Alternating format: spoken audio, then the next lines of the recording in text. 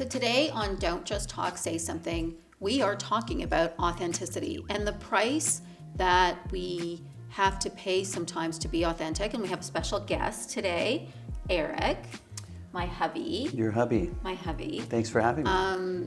And it's kind of a perfect, I feel like a perfect guest to talk about authenticity because he's a writer. There's this huge responsibility that he has to be authentic every time that you write an article or a book.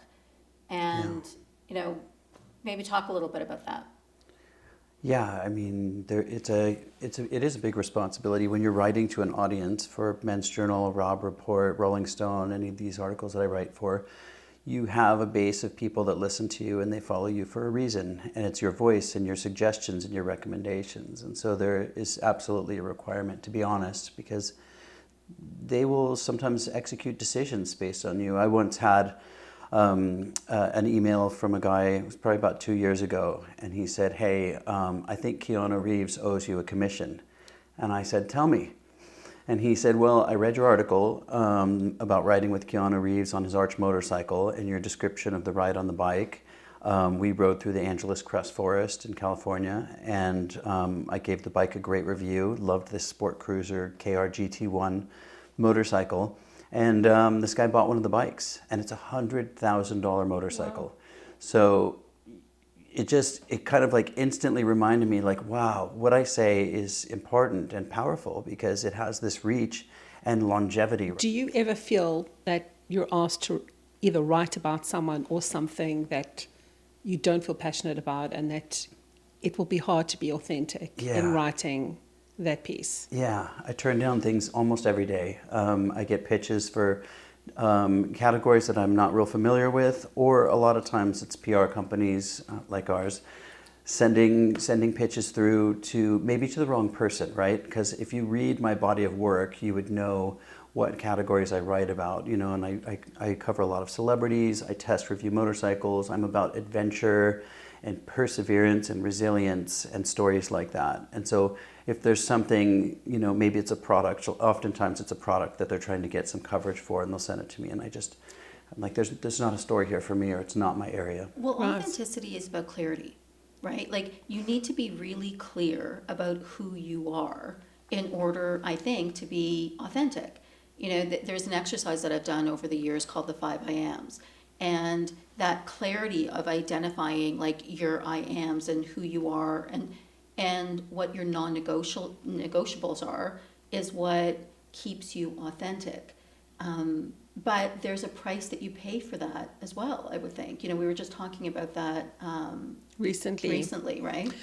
I mean, it's interesting because if you think of like how authentic you are in your general life, like you were saying, you really feel like you need to write something that's real and true to be authentic to who you are. And you were saying, like, from a business perspective, which we haven't really discussed, like, you're authentic to what your brand is and who your clients are. But often I think we have so many dynamics in our life. Like, if you're a parent, or if you're a sister or a brother or a child or a boyfriend or a girlfriend, like how authentic you are in your marriage and how authentic you are, when you represent yourself in so many different spheres. It's hard to be 100% authentic. It's hard to be honest sometimes, especially because of social media and because we're watching what everyone else is doing. Yes. And it's harder when you're probably 13 and you're watching everybody else in the world, as much as it is for an adult. It's hard with those kind of pressures to feel like you have to try and do those things and succeed in every different way possible.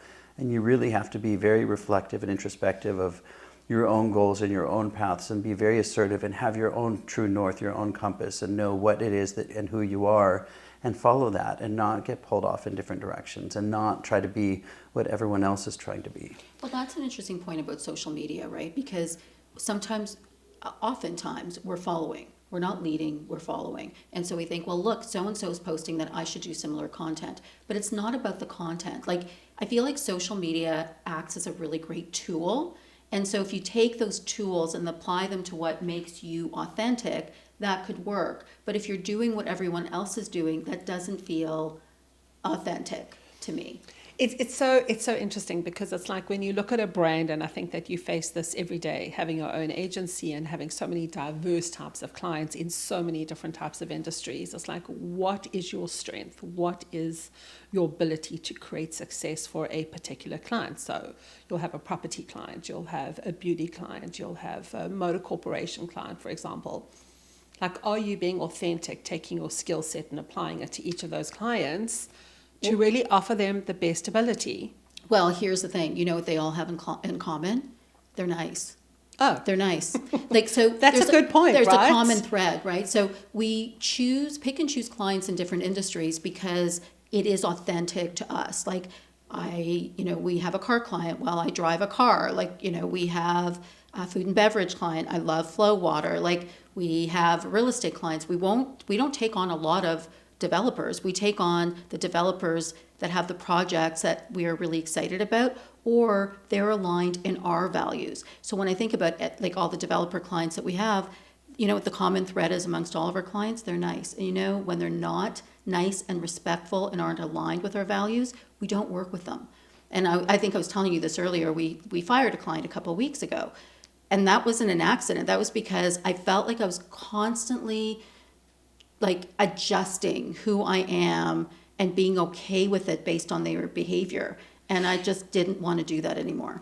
And that's interesting that you say that, because I think that you get to a certain age where you have the confidence and the ability to make those decisions. But you do a lot together, actually, as a couple. We do. And you post a lot together. You do a lot of social together. You do a lot of work together. And you make a beautiful couple, very handsome couple, by the way, I have to say. Nice. But do you think like there's a lot of work that you would do together that wouldn't be authentic? That, it's a difficult question to ask. No, it's not. We play to our strengths. And so, Natasha's very strategic. She knows her business. She knows a lot of these pillars, a lot of the beauty brands, fashion brands, and things like that. And then sometimes we get into an area where we have an outdoor brand and we're looking for adventure and we're going to go explore the Northern Lights, or we're going to go to Fogo Island and look at caribou, or there's a Montana expedition or an Aspen trip or something.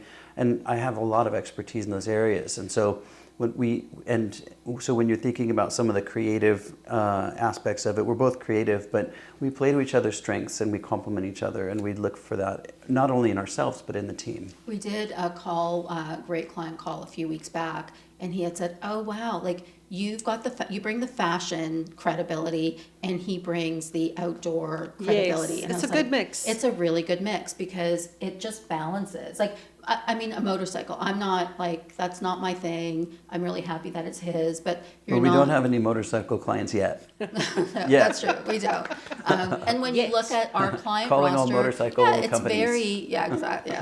Our clients are very much, I've owned my business for 23 years, very much geared to what I love. I love fashion. I love beauty. I love real estate, design, art, all of that. Like, it's all encompassing for me, and those are our clients. For me, I feel like when I own my own business in South Africa, I would often get a call from a client, and I think once I got a call from a construction client who said, like, would you be interested in doing the PR and the communications for us? And I kind of had to really think about it. The money was fantastic at the time, and it would have kind of given us an elevation into a completely different industry. Mm-hmm. But I had to think, I have the skill set when it comes to the comms. Mm-hmm. I know the media, and do I have the ability to be authentic to that client? So would I be able to write appropriately? Sure. Probably not. Did you take it? I did not, because I didn't, because I feel like, when you have a portfolio of clients that is very different, and then you have like a construction piece of business that really is talking about, mining or sustainability in mining, or, like minerals and that kind of thing, when I have no idea. And of course, Howard would say to me, Taryn, don't be lazy, just go and sit behind your computer, spend a few hours researching, learn a little bit about it, and you probably could, get a better grasp. But is that an authentic piece of business to my brand? And so kind of like, where does brand authenticity kind of like fall into place? I mean, I do wonder, like, would I have taken that on? I find myself sometimes, if it's something new for me, because it's not like when I started the agency, my first client was Visa Canada, leveraging their film festival sponsorships across the country, which I knew quite well, and CIBC, doing like their sponsorship, marketing, philanthropic work, which I also was an area that I know quite well. But when real estate came to me, that's been, let's say, in the last 8 to 10 years. The first developer that came to me, I was quite honest, we've never done this before. And he said, that's not why I want to work with you. I want to work with you because Maybe you you see understand things differently. lifestyle. Right. And so it did make me look at things differently. And I'm so excited and happy that I went down that path because I love working on real estate and with developers and developing brands and actually helping them sell inventory and product, because I think about the person that's actually going to be living there, or who, or whether it's an investment property and looking at it from that perspective. And so sometimes you have to have an open mind to I agree. what you're Yes, working I on. probably would, if the opportunity came my way now, I'd probably think very differently Yeah. about it, just based on experience and the Learn- ability to learning now new try something things, new. right? It's always Exactly. interesting to learn new things. And well, in my experience, I have a background in commercial construction from California. So when Natasha's thinking about the design and the interiors and the space and the marketing of a building, I'm thinking about the mechanical, the electrical, the plumbing, all the engineering that's going into it, the Interesting. foundations, the construction, and like the blueprints and the guts of the building and how it operates. And so So we you both know, speak the language in a different way. and I think that makes a huge difference. And then there's the question of like how authentic is media and how authentic is social, because I feel we're also dealing a lot with like fake media. Like, is that story real?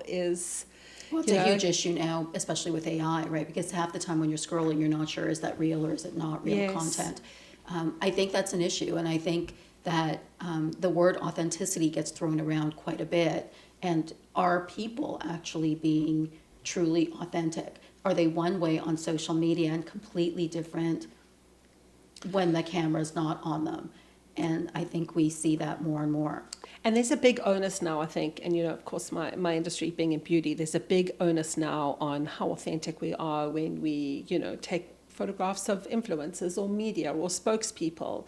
I think years ago, and I mean, I know there was a brand that once changed the way people look, made women who were darker lighter, for example, which was not authentic, or, changed the way someone looks, give them thinner cheekbones, for example. So there's a lot of onus on being honest when it comes to social media, because as you say, AI can change so much. It can. But also speaking about influencers, because in the beauty industry, you work with influencers quite a bit. Like, how authentic is it when one influencer promotes like one brand on their social feed on a Tuesday, and then they're promoting a competing brand the following Tuesday? And I struggle with that, because I feel like and it's not just beauty, it's anything. It's just like, how authentic is that? I have to agree that it is a big concern, not only for myself, but like everyone in the beauty industry. So, for example, I think that when we look at influencers and partners, we think about, who are they talking to? Have they used the product? Do they use their product organically? Are they true to that product? Because when we look for someone, we don't want to just give them a new, a product and say, okay, promote this on your social, when they've never used that product before. Yeah. They don't know the benefits to it. They don't understand the science to it. And so their followers feel it's not authentic. So right now, there's a lot to think about when you think about creating partners and content. And, the market has excellent products. And I think that influencers are flooded with a lot of good product and a lot of messaging all the time. And a lot of the time, I think they like to try new product. But for example, if we do a partnership on skincare, then I will say to that influencer, I know it's difficult to be exclusive to us, but can you consider the fact that your audience would need to feel that it's authentic? So, and it should be authentic, right? Like, you should feel passionate and honest about using that product, because you're an extension of our arm of communicating it. So I would have a conversation with someone in a very lovely way and very say, similar to writing an article, and having that sort of almost power over your audience and your readers of what they should be consuming. And so it's about being honest and telling the truth in those platforms. And it's difficult for probably someone in social media as an influencer to do that, because they're getting paid and they're making money and they're trying to continue that career. And so it's where do you draw the line between being honest and getting a paycheck? Well, that's where I feel, there's a distinction between influencers and people of influence. So one of my favorite, most authentic, social media girlies is Morgan Stewart. I love Morgan because she's very, very clear on who she is. And I feel like if she's using something, I trust that. But she's not an influencer. To me, she's more of a person of influence. And that will bring us to our next podcast where we talk about influence. Because influence and authenticity, to me, they're one of the same. And then being an influencer versus a person of influence, there is a distinction there. Absolutely. Well, I think that I will just say that it's easier, I think, socially than when you write something. Like I think a lot about what you said at the beginning of this podcast, when you write something and you're authentic to the brand and you're authentic to the person, and both of you actually seem that you've turned down jobs based on the fact that you didn't feel they were an authentic fit. And that's a very brave and honest thing to do. And I think that comes with experience and professionalism. So I would say that's really commendable. Well, one final thought. If our only currency, our greatest currency in life is time, then you have to think about, how are you spending it and who are you spending it with? Yeah, it's a very good point.